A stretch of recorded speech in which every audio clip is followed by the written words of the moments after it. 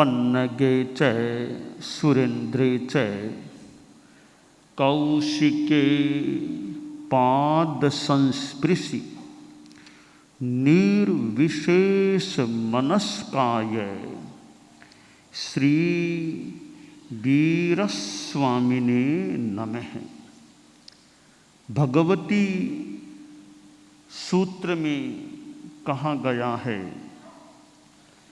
से नूनम भन्ते संजत वीरत पडिहत पच्चखात पावकम्मे धम्मे ठिते असंजत अविरत अपडिहत अपच्चखायत पावकम्मे अपच्चखात पावकम्मे अधम्मे ठिते संजता संजते धम्मा धम्मे ठिते हंता गोयमा संजत वीरत पडिहत पच्चखात पावकम्मे धम्मे ठिते असंजत अविरत अपडिहत अपच्चखात पावकम्मे अधम्मे ठिते संजता संजते धम्मा धम्मे ठिते। तीन शब्द हैं, धर्म, अधर्म, धर्माधर्म। भगवती सूत्र में यहाँ प्रश्न किया गया है कि भन्ते संयत वीरत प्रतिहत प्रत्याख्यात पाप कर्म वाला व्यक्ति क्या धर्म में स्थित होता है? जो साधु है, संयत है, क्या वह धर्म में स्थित होता है? और जो असंयत है, अविरत है, अप्रतिहत अप्रत्याख्यात पाप कर्मा व्यक्ति है, क्या वह अधर्म में स्थित होता है? और जो संयता संयत है, वह क्या धर्माधर्म में स्थित होता है? उत्तर समर्थन रूप में दिया गया कि ठीक है, सही बात है, जो संयत हैं, विरत हैं, साधु हैं, कर्म तोड़ने वाले, पाप कर्म का प्रत्याख्यान रखने वाले, ऐसे जो साधु हैं वे धर्म में स्थित होते हैं। और जो असंयत हैं, अव्रती हैं, अप्रतिहत अप्रत्याख्यात पाप कर्मा हैं, वे जीव अधर्म में स्थित होते हैं। और जो संयता संयत हैं, कुछ संयम भी है, साथ में असंयम भी है, यानी जो श्रावक संयता संयत होते हैं वे धर्माधर्म में स्थित होते हैं।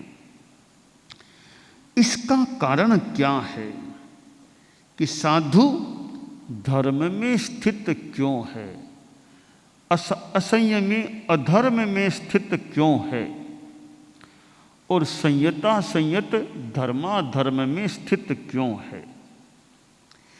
यहाँ हम धर्म को संबर धर्म के रूप में माने, संबर धर्म। तो संबर धर्म में जो साधु हैं उनके तो सम्यक्त्व संबर भी है और व्रत संबर भी है, यानी त्याग वाला जो धर्म है, विरति वाला जो धर्म है, हम विरति को धर्म मान लें तो साधु तो धर्म में स्थित है, उसके हिंसा भी नहीं करना, झूठ नहीं बोलना, यानी इन आश्रमों के त्याग हैं, 18 पापों के त्याग हैं। तो वो चलेगा तो भी धर्म युक्त उसका चलना है, खाना भी धर्म युक्त है, बोलना भी धर्म युक्त। तो ऐसा जो साधु है, गलती प्रमाद की अलग बात है, विरति है, तो साधु जो संयत विरत प्रतिहत पाप कर्मा प्रत्याख्यात पाप कर्मा है, वह धर्म में स्थित होता है, धर्ममय उसका जीवन है, वो धर्मात्मा है, ठीक है। अब जो असंयत है, अव्रती है, अत्यागी है, वह अधर्म में स्थित है, यानी संबर विरति धर्म की दृष्टि से वह धर्म में स्थित नहीं है, अधर्म में स्थित है। ऐसा जो असंयमी है, मिथ्यात्वी भी हो सकता है, तो उसके तपस्या तो हो सकती है, निर्जरा तो हो सकती है, निर्जरा धर्म तो हो सकता है, विरक्ति धर्म या चौथे गुणस्थान के बाद का जो संबर धर्म है, वह धर्म असंयत में नहीं होता। इसलिए असंयत जीव, अव्रती जीव अधर्म में स्थित होता है। अब जो श्रावक है, पांचवें गुणस्थान वाला, वो दोनों में है। थोड़ा उसके धर्म भी है, त्याग और रखता है। किसी के 12 व्रत है, किसी के हिंसा का कुछ त्याग है, किसी के रात में खाने का कुछ त्याग है, कुछ त्याग भी है। तो कुछ तो वह धर्म में है, या साथ में अधर्म तो जीवन में मोटा मोटी है ही। गृहस्थ है तो उसके तो व्यापार धंधा, परिवार के काम, साग सब्जी, रसोई पानी, आरंभ समारंभ, फैक्ट्री, उद्योग धंधा, कितने काम चलते हैं, तो अधर्म तो है ही है। थोड़ा धर्म है, वो खास बात है, इसलिए वह मिश्र है, धर्म भी है अधर्म भी है।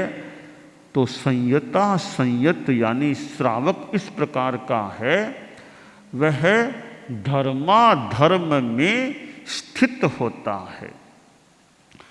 तो जो साधु है वो धर्म को स्वीकार करके विहार करता है, असंयमी अधर्म में स्थित रहता है। संयता संयति है, वो धर्माधर्म को स्वीकार करके चलता है। तो भगवती सूत्र में ये जो 3 बातें बताई गई हैं कि धर्म में स्थित, अधर्म में स्थित और धर्माधर्म में स्थित, तो साधु जो धर्म में स्थित रहते हैं वह बहुत ऊंची बात है, और अधर्म में असंयमी जीव हैं, अधर्म में स्थित हैं, और देश विरति या संयता संयत हैं, वे धर्माधर्म में स्थित होते हैं। साधु बन जाना, त्याग कर देना बहुत बड़ी बात होती है।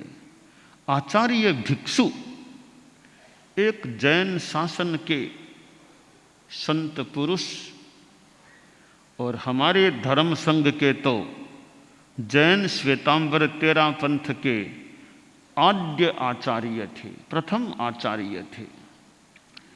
और साधु हैं, आचार्य हैं, वे ऐसे भी धर्म में स्थित होने की बात है, और ज़्यादा विशेष साधना कर ले, संथारा अनशन तपस्या, और विशेष बात हो जाती है कि साधु तपस्या करता है।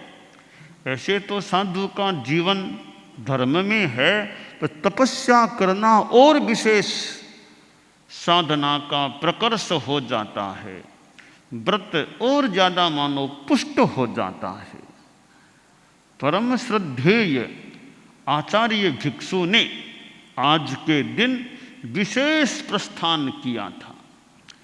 भाद्रव शुक्ला द्वादशी आज के दिन उन्होंने अनशन स्वीकार किया था, संथारा स्वीकार किया था। तो हमारे प्रथम परम पूज्य आचार्य श्री अनुशास्ता श्री गुरुदेव श्री भिक्षु स्वामी ने आज के दिन मानो अब अंतिम यात्रा की एकदम तैयारी कर ली, प्रस्थान मानो यानी तैयारी कर ली, अनशन स्वीकार कर लिया।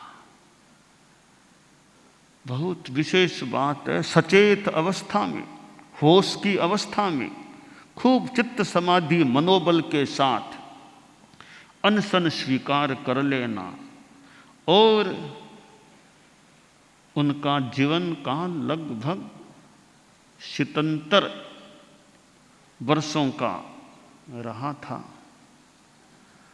और शतान्तर वर्षों का लगभग जीवन काल 78वां का थोड़ा सा समय, लगभग 2 महीने 78वें वर्ष के बीत गए थे।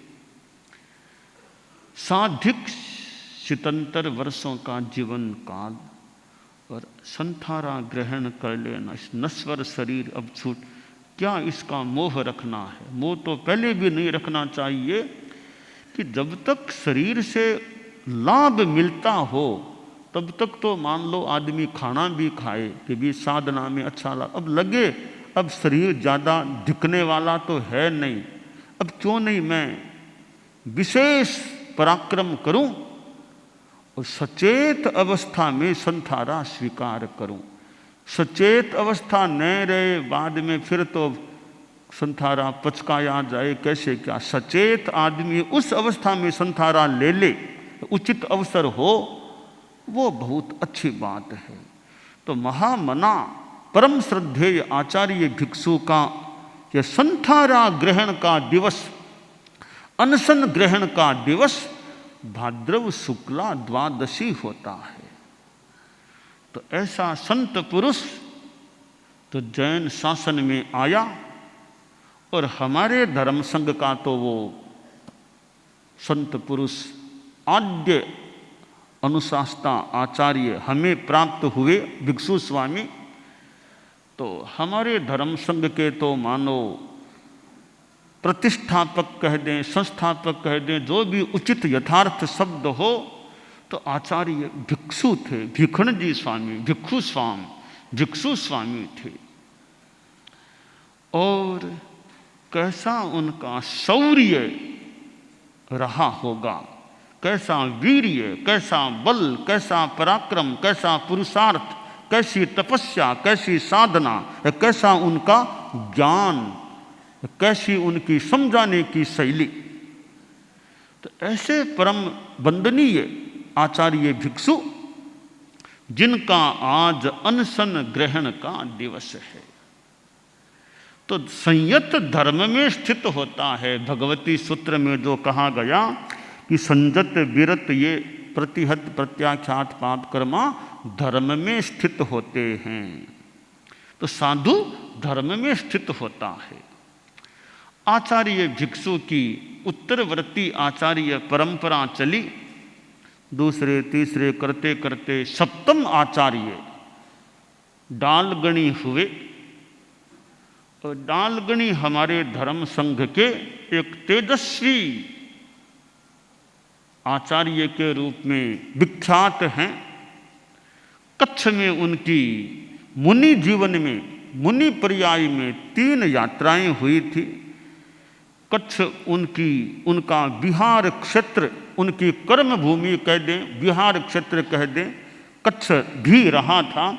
3 बार, कच्छ थोड़ा दूर पड़ता है लाडनू आदि से, 3 बार उन्होंने कच्छ की यात्रा कर ली थी। और ऐसे आचार्य थे विलक्षण आचार्य, यानी इस माने में विलक्षण थे कि किसी आचार्य के द्वारा स्थापित नहीं थे। हालांकि मैं इसे कोई बहुत बढ़िया बात नहीं कह रहा हूँ, वो तो मजबूरी स्थिति आ गई। बढ़िया बात यह हुई उस विकट बेला में, संकट की बेला में भी एक रास्ता मिल गया और डालचंद जी स्वामी हमें आचार्य के रूप में प्राप्त हो गए, संघ ने स्वीकार कर लिया। यह खास बात हो गई। और इस अवसर पर कालू जी स्वामी रेलमगरा वाले, जिन्होंने घोषणा की थी 7वें आचार्य के नाम की, और उस समय के हमारे संत लोग थे, उन्होंने भी कितना बढ़िया काम किया कि एक नाम को स्वीकार कर लिया। और जो मीटिंग हुई थी वो संतों की मीटिंग हुई थी। नए आचार्य का निर्णय करने में रात के समय गोष्ठी हुई लाडनू में।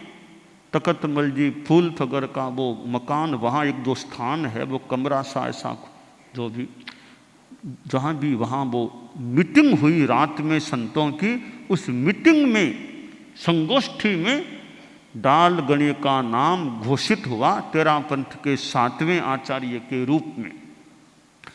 डालगणी का 12 वर्षों का लगभग आचार्य के रूप में नेतृत्व हमारे धर्म संघ को प्राप्त हुआ और डालगणी की तेजस्विता 12 वर्षों में उन्होंने धर्म संघ को अपना अनुशास्त्रित्व प्रदान किया और आखिर उन्होंने एक युवा साधु को प्रच्छन्न रूप में प्रायः अपना उत्तराधिकारी मनोनीत कर दिया। कालूराम जी स्वामी छापर को उन्होंने गोपनीय पत्र में लिख करके अपना उत्तराधिकारी नियुक्त कर दिया। घोषित नहीं किया, पब्लिक में बताया नहीं, नाम की घोषणा नहीं की, काम अपना कर दिया प्रच्छन्न रूप में। और धर्म संघ को 8वें आचार्य के रूप में परम पूज्य कालूराम जी स्वामी छापर कालूगणी प्राप्त हुए थे। तो डालगणी का महाप्रयाण का दिन भाद्रव शुक्ला द्वादशी है। भाद्रव शुक्ला 12 को लाडनू में जो यह सेवा केंद्र का अपना ठिकाना है, शादियों का सेवा केंद्र का स्थान है, आज के दिन डालगणी का महाप्रयाण हुआ था। तो भाद्रव शुक्ला द्वादशी भिक्षु स्वामी से भी जुड़ी हुई तिथि है, अनशन ग्रहण के रूप में डालगणी के साथ भी जुड़ी हुई है और यूँ कह दें कालूगणी के साथ भी जुड़ी हुई है। ये कालूगणी अनौपचारिक रूप में तो आज की तिथि में ही आचार्य बन गए थे, तो कालूगणी से भी जुड़ी हुई है। और हमारे धर्म संघ के 10वें आचार्य परम पूजनीय परम वंदनीय आचार्य श्री महाप्रज्ञ जी ने आज के दिन अपने उत्तराधिकारी की घोषणा की थी और यानी मुझको उन्होंने युवाचार्य पद प्रदान किया था। जैसे गुरुदेव तुलसी को भाद्रव शुक्ला तीज को युवाचार्य के रूप में नियुक्त किया गया था, तो मुझे भी कालूगणी के ही सुशिष्य आचार्य श्री महाप्रज्ञ जी ने भाद्रव महीने में ही और शुक्ल पक्ष में ही उन्होंने मुझको युवाचार्य का स्थान पद प्रदान किया। और आज के दिन गंगा शहर में वो चोपड़ा स्कूल, उस प्रांगण का वो कार्यक्रम, वो मंच, और मुझे उन्होंने कि आओ मुनि मुदित कुमार यूँ बुलाया फरमाया और अपना दायित्व, भावी दायित्व मुझे उन्होंने प्रदान किया था। तो मेरे लिए भी आज का दिन एक ऐतिहासिक दिन है कि परम पूज्य श्री महाप्रज्ञ जी गुरुदेव ने आज के दिन मुझको युवाचार्य बनाया था। अपने हाथों से पछेवड़ी मुझे ओढ़ाई थी और मैं भी बहुत युवा अवस्था में था, 36वां वर्ष था। युवा अवस्था में उनका हाथ मानो मेरे शरीर पर आया और हाथ ही नहीं आया, पछेवड़ी भी आई उनके हाथों से। और यह भावी दायित्व अमल धवल चद्दर ओढ़ा करके उन्होंने मुझे प्रदान किया था। तो यह भाद्रव शुक्ला द्वादशी आचार्य श्री महाप्रज्ञ जी के साथ भी जुड़ गई है कि उन्होंने आज के दिन अपना उत्तराधिकार की नियुक्ति का कार्य, उत्तराधिकारी नियुक्ति की थी। और मेरे साथ तो जुड़ी हुई है ही कि आज के दिन आचार्य श्री ने मुझको युवाचार्य के पद पर स्थापित किया था।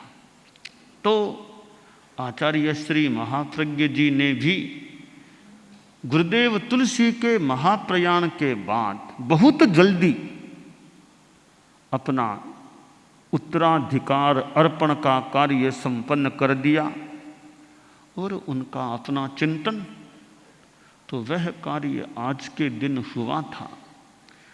तो यह हमारा जैन श्वेतांबर 13 पंथ धर्म संघ, जिसमें साधु हैं, श्रावक हैं, इधर समणियाँ भी हैं, और इतने श्रावक श्राविकाएँ, इतने लोग, इतनी संस्थाएं भी जुड़ी हुई है। तो जहाँ आचार्य भिक्षु, फिर दयाचार्य के द्वारा और जो मर्यादाएं व्यवस्थाएं बनाई गई हैं, वह परंपरा हमारे धर्म संघ में, और विधान नियम कानून कुछ नए भी बन जाते हैं, बन सकते हैं, और पुराने भी हमारे कई नियम व्यवस्थाएं हैं। नियमों में परिवर्तन संशोधन भी अपेक्षानुसार हो सकता है। तो भगवती सूत्र में जो कहा गया कि संयत धर्म में स्थित, असंयत अधर्म में स्थित, और संयता संयत होता है, वह धर्माधर्म में स्थित होता है। तो हम धर्म में ज़्यादा से ज़्यादा स्थित रहें, ऐसा प्रयास करते रहें, और हम आत्म कल्याण सर्व दुख मुक्ति की दिशा में आगे बढ़ते रहें, यह काम्य है।